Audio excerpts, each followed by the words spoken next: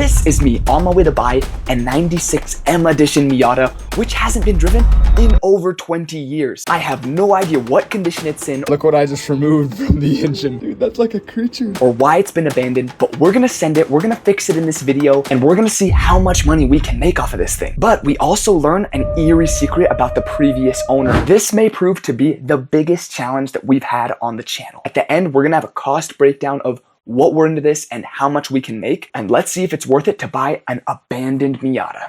Y'all, I'm really excited about this project. The 96 M Edition was the most luxury car you could get back in the day. It came in a deep starlight blue with leather seats that had speakers in the headrests. It had a limited slip diff as well as the exclusive M Edition badging, signifying your status in your community. Because this car wasn't common. There were less than 3,000 of these ever made. Ever. Anyways, let's go buy this thing. So we set out on our 2-hour trip to Salt Lake.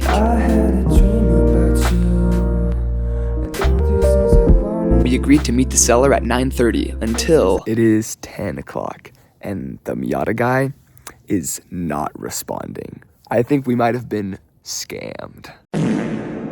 We got a car, M Edition, Mazda. Look at this. Got the original Nardi shift knob.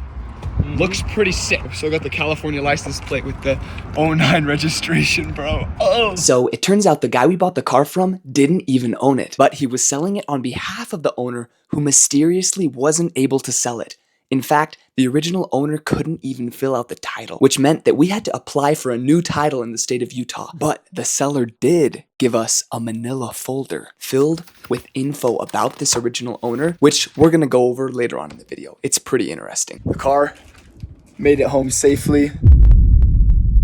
When we bought the car, we got the engine to turn over and even got it running for a second off of starting fluid. This was a good sign and meant that we might just have a bad fuel pump. But when we opened up the gas tank, we were hit with a way bigger problem. What is this growth? What in the world is this, dude? That's like a creature. That's right. Tons of rust and black goo in the gas tank. This meant we had to not just order a new fuel pump, but a gas tank too. So while we waited for those to come, we decided it was time to give the interior some much needed love. So we vacuumed out all the crap that had been sitting there for 25 years, wiped down all the surfaces, I sanded and stained the shifter knob, I installed a new radio and bought some new seats. And guys, this before and after goes crazy. And I would love for you to feel the way I feel, to worship the ground you walk on, and you would never feel the way.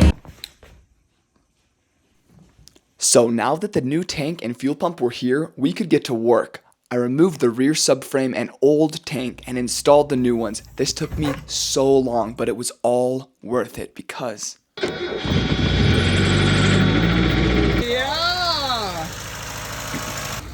And it wasn't just running, it was driving. Just when I thought we were out of the woods, something horrible happened. So when the car was driving in gear, there was a really loud whirring sound coming from the differential in the back. This made me so sad because I already waited so long for parts and now we had to wait another month for the right deal to come up. But once we did, we rebuilt the differential by replacing the worn ring and pinion gears, and then we dropped the diff back in and it ran with no problems.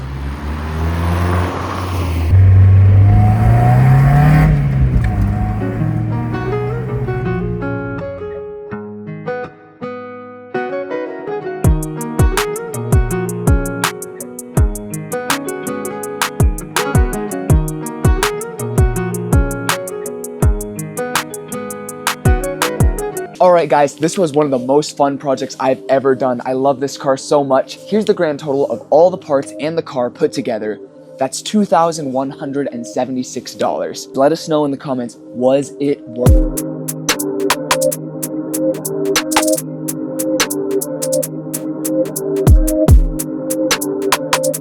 So I bet you're wondering about this guy.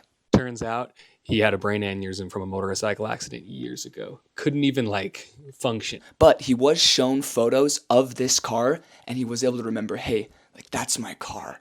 But that's it. Like, it's really sad. Super big bummer, you know. Once again, don't ride motorcycles. Thank you for watching.